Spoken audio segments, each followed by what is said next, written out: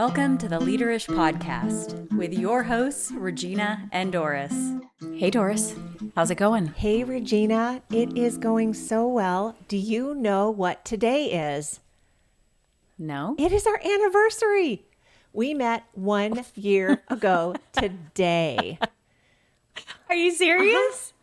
On the walk. How do you remember this stuff? Well, I rejoined the walk yesterday. I had taken a break because they only meet really early on Wednesdays when school is out. So I rejoined for the first time in 6 or 7 months yesterday. And it just brought back all those memories of when you and I met, and I started doing the backwards math.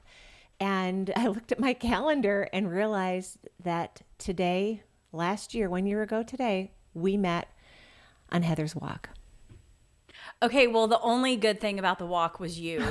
I'm kidding. I'm kidding. Heather, if you're listening, that is not the truth. But let me tell you, and I've said this on the podcast like 10 times since you and I have recorded our 20-something episodes together. When we met, I was the slowest person in this walking group. I could not keep up. I mean, they run practically. I'm not a runner. You should see this body. It doesn't run. Doris, you stayed with me. And we talked and had such a wonderful conversation. At one point in time, I'm like, if you want to go catch up with the group, I can't. I did not want to. But go for it. And you were like, no, I'm fine right here. I'm enjoying our conversation. I was like, oh my gosh, I found my people. And look at us. It's been a full year since I found my people. Yay. So happy anniversary. God. Oh, happy anniversary, Doris. How exciting. That is so cool. I know. I love that. Thank you. I know. I love those milestones. I know. Me too.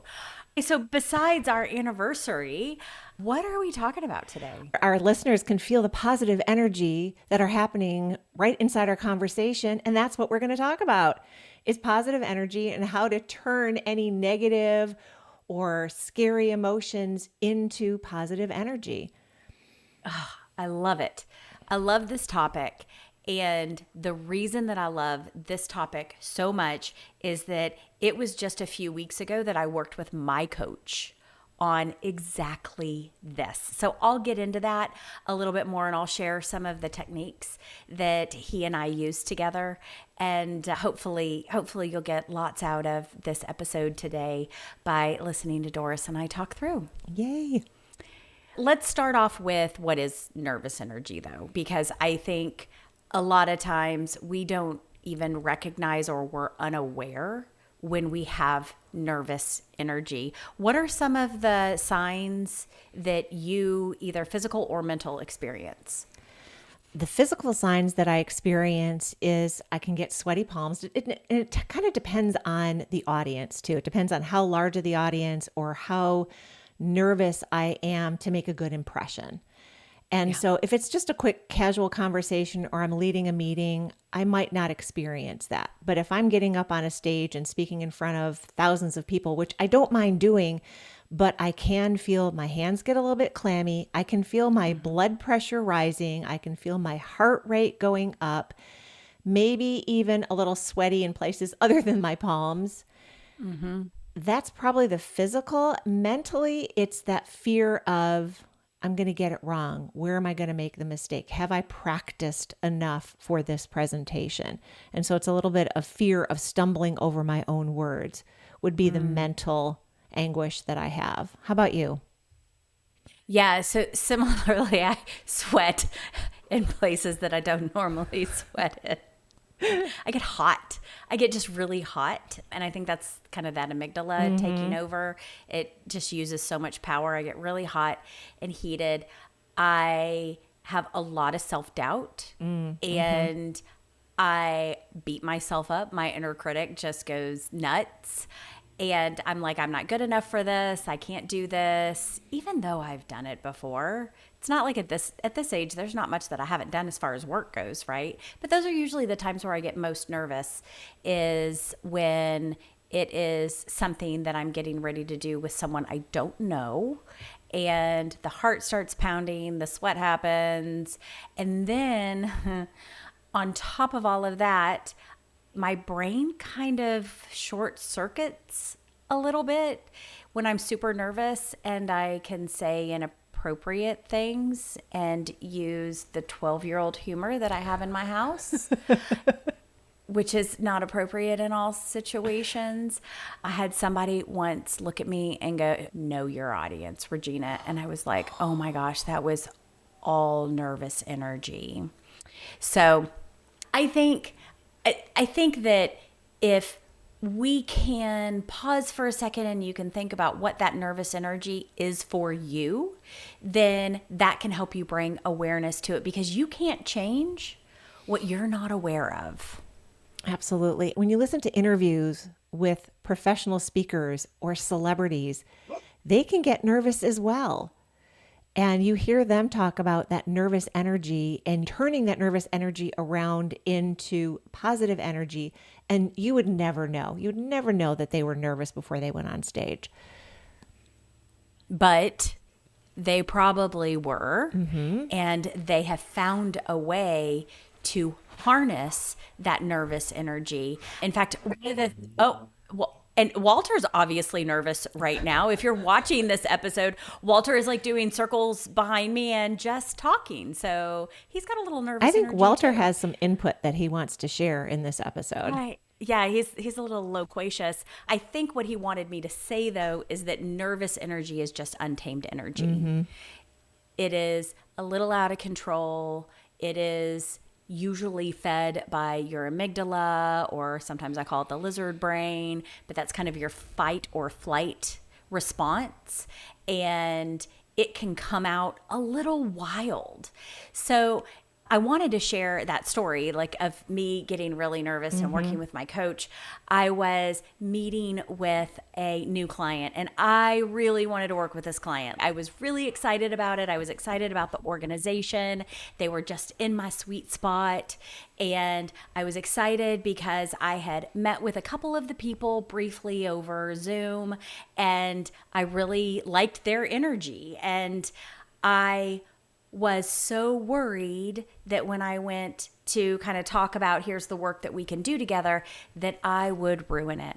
My amygdala totally hijacked me. There was so much self-doubt. I was sure that I couldn't do it. I was sure that I would say something inappropriate with my 12-year-old humor that I have half the time. Although I had done this type of work before, I was so scared that I wouldn't be able to communicate how I could help this organization. So, needless to say, I go into my coaching session and my coach is like, "What do you want to talk about today?" I need to talk about this self-doubt. My coach is like, "Self-doubt? You?"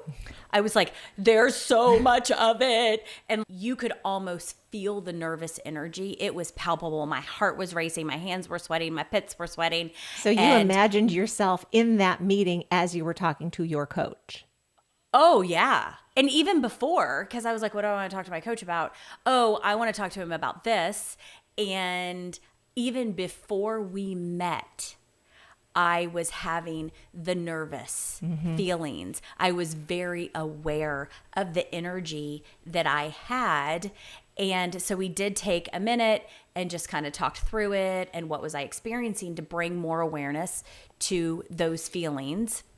And it was the same things that you were talking about: the racing heart, the blood pressure, the shaking hands, the racing thoughts, right? And then add in all of my self-doubt and my overthinking, and boom, there you had it. So I'll do just a quick spoiler alert. Everything went great. I got the client. I was totally prepared. So I'm so excited to share with you guys some of those things that I experienced to remove that nervous energy. And Doris, I know you have some great things to share as well on that. Yeah, I was going to share that the emotions that we feel, that amygdala, it's amazing sometimes how either remembering a past occurrence or nervousness about a future occurrence, even though it's not happening in the moment, just remembering it or fretting about it or thinking about it happening in the future, it's amazing how much the amygdala can take over our brains, and we can feel all those physiological responses. We can literally start sweating. Our palms get very clammy, the blood pressure goes up, and we are in a safe space. So we have to find a way to remove ourselves and calm ourselves, even when it's not happening, so that when we're in the real situation, we can start calming ourselves ahead of time, if that makes sense. Yeah. No, it makes perfect sense. And for me, what was getting my brain going were thinking about the negative behaviors that I might display in front of my client because of the nervousness. Think about that cycle. I'm nervous because I'm thinking about the behaviors that I display when I'm nervous, which makes me nervous, which makes me think about, you get it. It's a circle. It's a vicious circle. A circle, a spiral, a whatever. But boy, I was just going down the drain thinking about all of those. So once we realized that it was about the behaviors for me, then I was really able to anchor on the purpose and the behaviors that I wanted to demonstrate while I was in this meeting. For me, the purpose was around getting a client that I really wanted to work with and showing my best self, not my nervous self, not my 12-year-old humor self, boy humor at that. If it's a fart or a burp, it's funny in my house.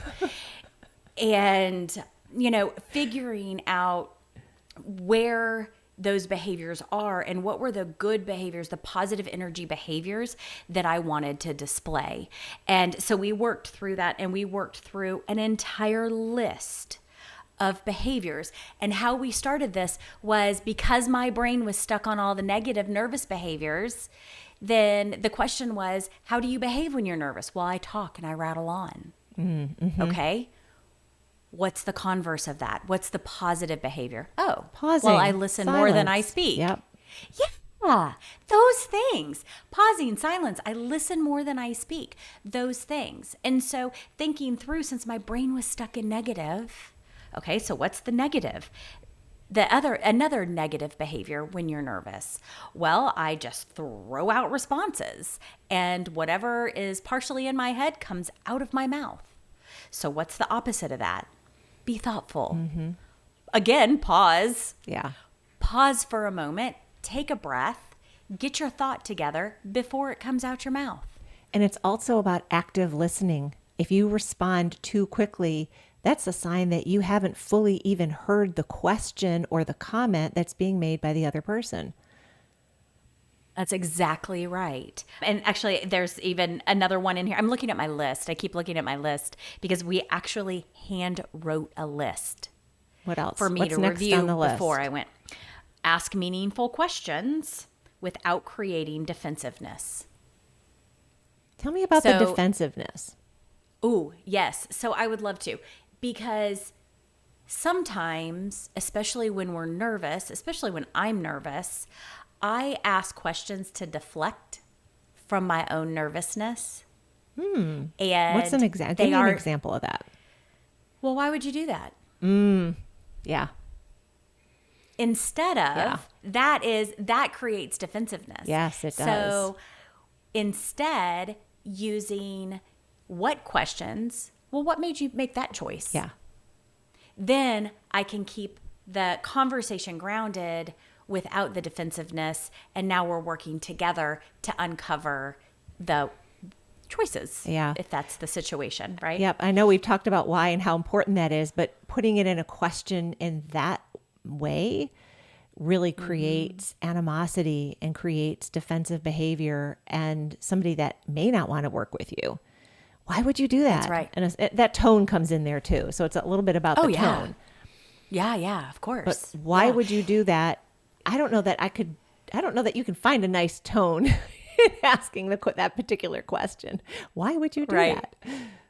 Yeah. Instead, asking those what questions really kind of lets the conversation free flow better, and it eliminates that defensiveness. Yeah. Why questions create defensiveness.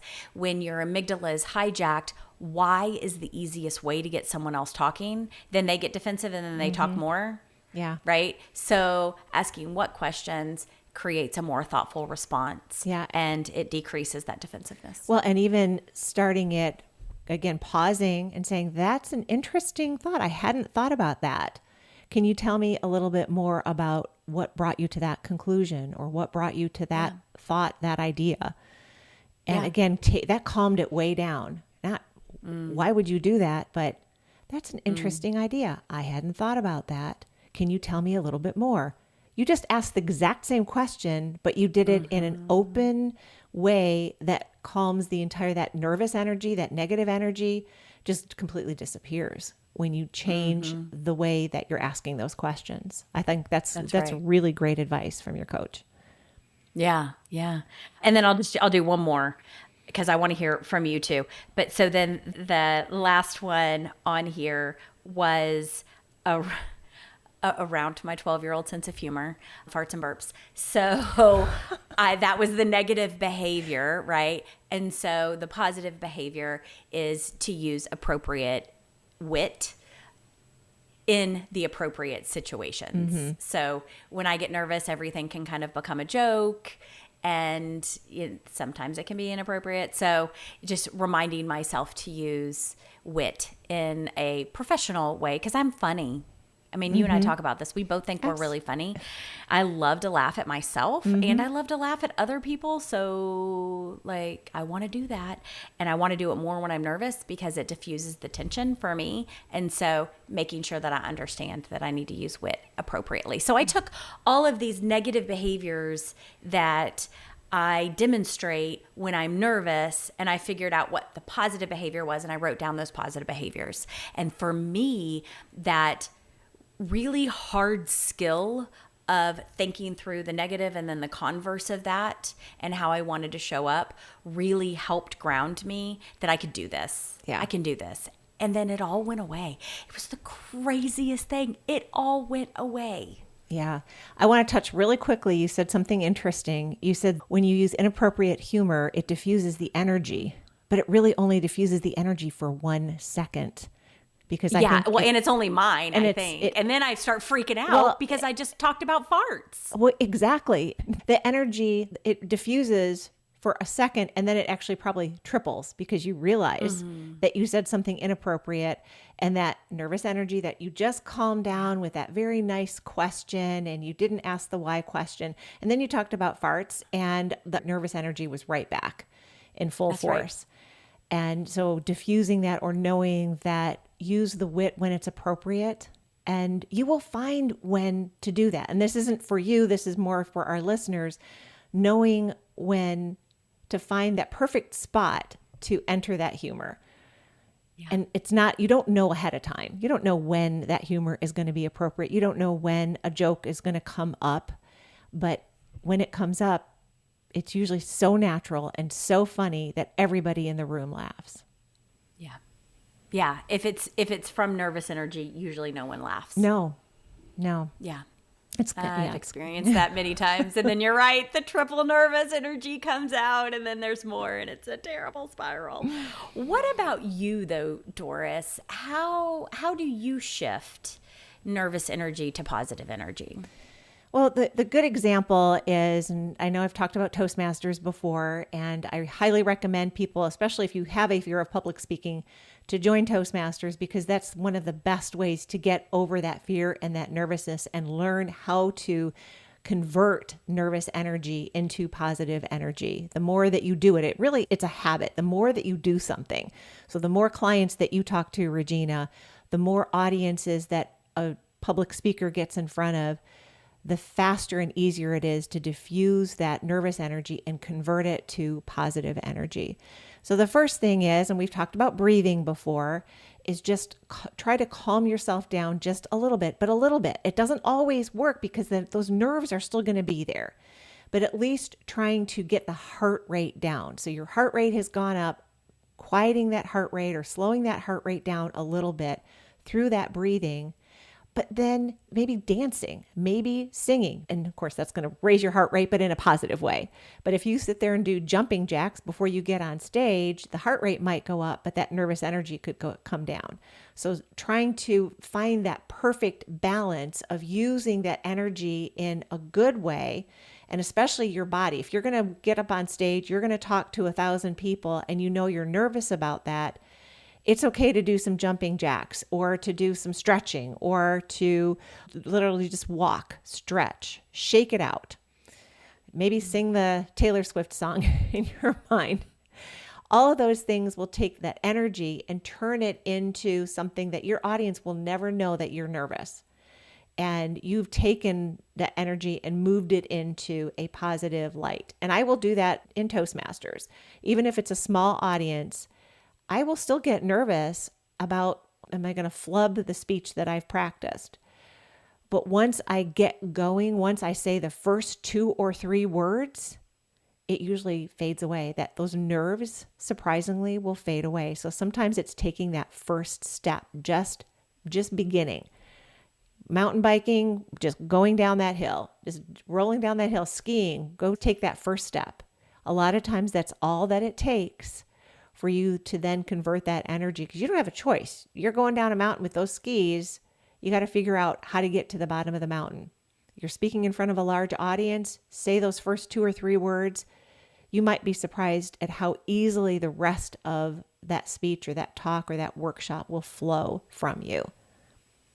You know what's so funny, Doris? That just reminded me, first of all, my example was just like a small group meeting. It was just a couple people, right? Your example is really around public speaking and stuff like that. So I love that juxtaposition there, because there's different ways to do each of these things.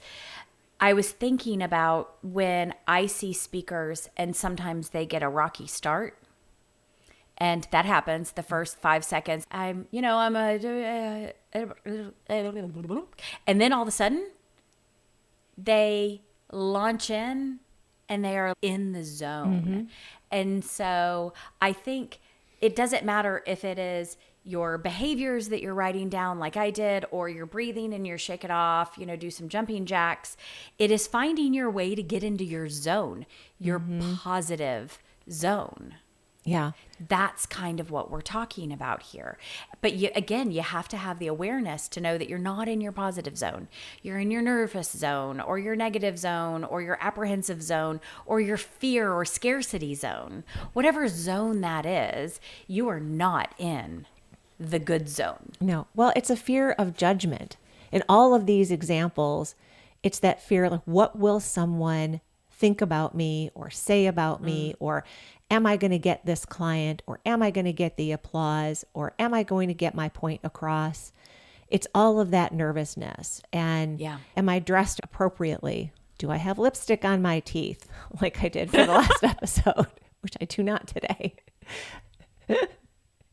I don't think anyone judged me for that, though. And even before we started recording, let me check your teeth. Do you have lipstick? And that was great. Yeah. I love it. Yeah, there is that fear of judgment. Most of our negative emotions, though, do come from fear of some sort. Mm-hmm. If we can recognize it and figure out how do we combat that fear, then that is our way through. And we talked about 2 really good ways. We talked about anchoring to your purpose and behaviors. And we also talked about reframing that physical response and, moving and doing some breath work and all of that good stuff. Mm-hmm. So I love that. And one other thing, because you talked about purpose, and I definitely think that's very important that we know what is the outcome that we want from this, whether it's a presentation, workshop, whatever it is. What is the outcome that we desire? But then be okay if it's not exactly the outcome that we want. So let's say, for example, that the client had said no, and you would have been very disappointed, but it would have been okay. You went into that more prepared. You went into it. You talked to your coach. He gave you some tips. You talked through it. You probably, at the end of your presentation, you were pretty satisfied with how you presented yourself, and you didn't have any fart jokes in there. And not one. That's congratulations, by the way. Thank you. Thank you. I feel like that's like a pretty big feat. So, yes. Yeah. And if that client had said either no, thank you, or not yet, or I'll give you a call 2 months from now, again, you would have been disappointed, but you would have been okay and satisfied with the presentation that you gave on that day, because you did everything that you could to create right. the outcome that you desired. Even if the outcome didn't happen exactly as you had hoped, you did everything that you could, and you should be proud of yourself for doing everything that you could. To add to that, just a little bit more, is that nothing is a failure if you learn from it. 100%. Yes. I mean, I had to learn at some point in my life that the nervous energy does not do me well. I had to learn that. And one of those situations was where a coworker looked at me and said, "Know your audience." Yeah. Or read the room. I can't remember which one it was. It was one of the, I've heard both of those because of the nervous energy.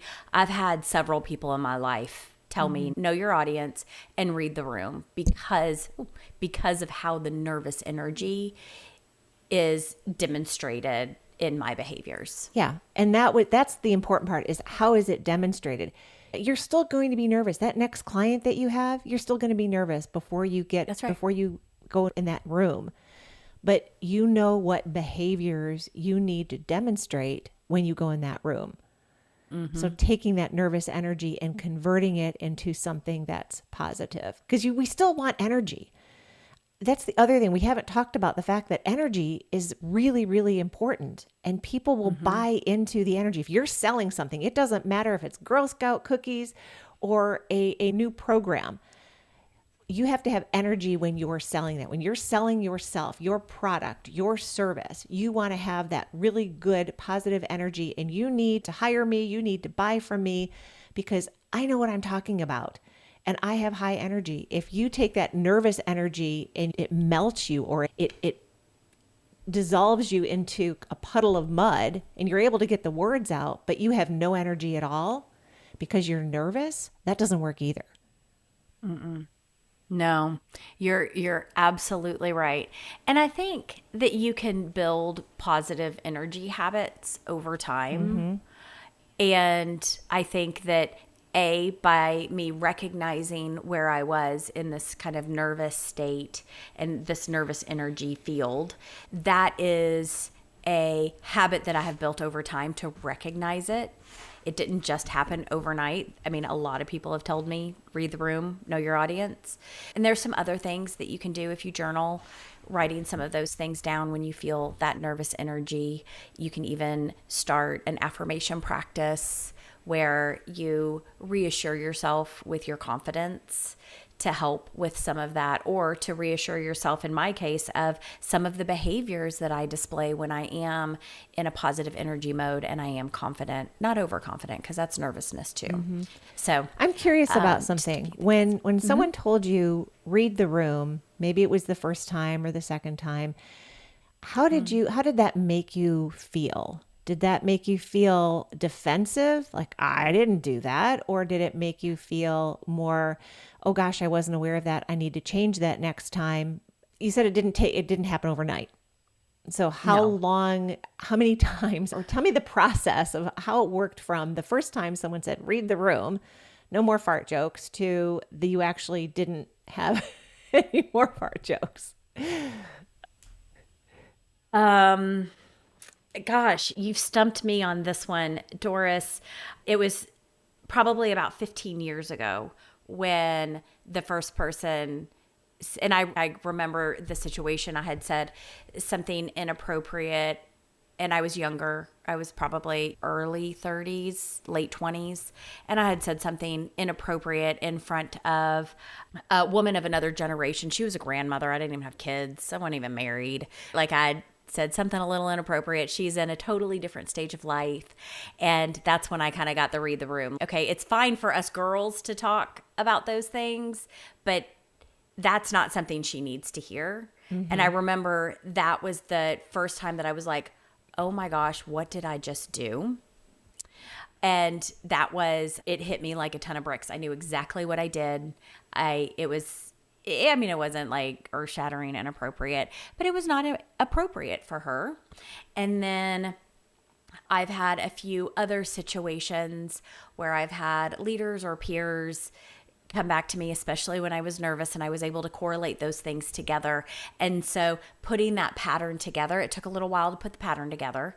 and a lot of reflection to figure out what the pattern was. The pattern was when I had nervous energy, when I was nervous, I used inappropriate humor, I prattled on, I asked questions that got people defensive. So it took people caring enough about me to give me feedback. And then I was able to catch myself, and then now I'm able to completely stop myself. I just don't normally do those behaviors, but sometimes need a reminder because I'm afraid I'm going to go back to that. And that's what this was. It was fear that I was going to go back to that nervous Regina, even though in my, older, wiser years, I can control that to some degree, except when it comes to fart jokes. I think what I heard is that preparation is key. Knowing when you're going into an important meeting, an important presentation, that you spend some time preparing what it is you want to say, how you want to present, maybe even practice if you have the time to practice. And they talk about that, they being the professional speakers, the people that do workshops all the time. They talk about preparing your workshop. Even if you've done it before, if it's been a minute, get in front of your computer, get in front of a mirror. That's what I do. When I have to give a speech, I get in front of the mirror and I pretend the mirror is my audience, and I will practice what it is that I want to say. It doesn't mean I have to memorize every word. Another key element that I think really helps if you're giving a presentation is at least have an outline. I remember there was a CEO, and he was one of the best speakers at Farmers Insurance, and he could talk for an hour with no notes, and he was fabulous. He was so good. And I had a chance to talk to the person that helped write his speeches. He didn't necessarily write his own speeches. And it would start with writing the full speech, and then it would change to bullet points, very long bullet points. And then the third one was one-word bullet points. And he would use that to help him along. And he knew that at the end, he memorized just the bullet points, that very last one, those were memorized. So he knew that he had 5 points he had to make, A, B, That's C, right. D, E. And if he just memorized those 5 points, he remembered all the other stuff because he had practiced it enough.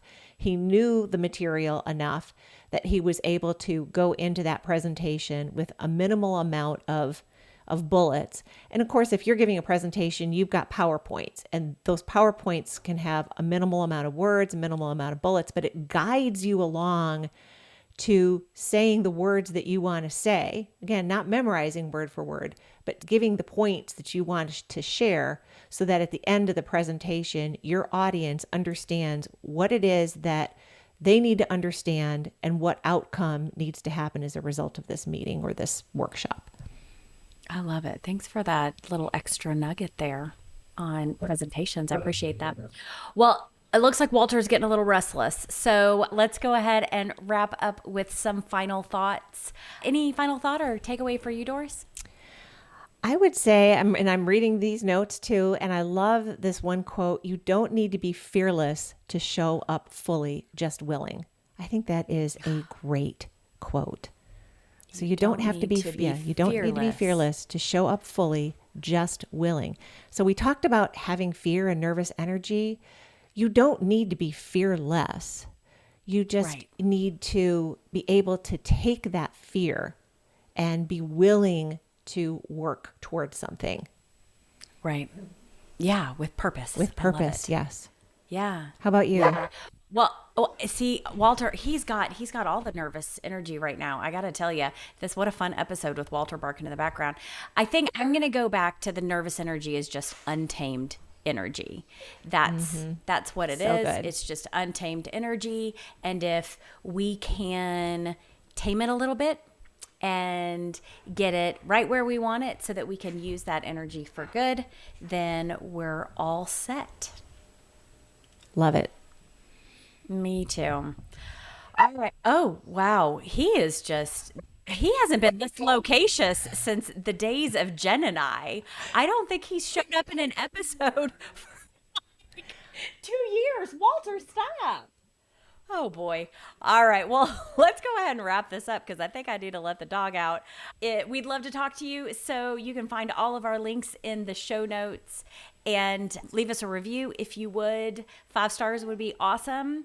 And if you can write a comment on whatever platform you get your podcast or on YouTube, that really helps us. Walter agrees 100%. He's telling you right now, leave a 5-star review. That's enough. And he's also, I think I heard him say, please share the episode with people that could find value out of the episode.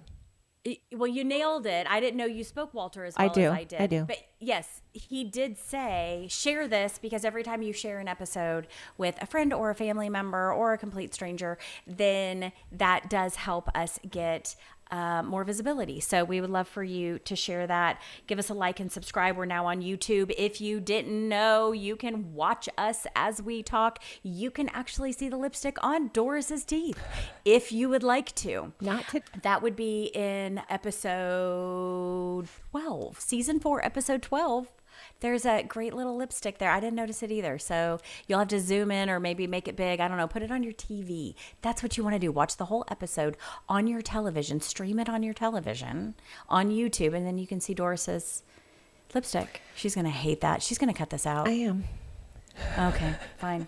All right. Well, Doris, I guess let's wrap it up. How about a cheers? Cheers. And happy anniversary again. Happy anniversary.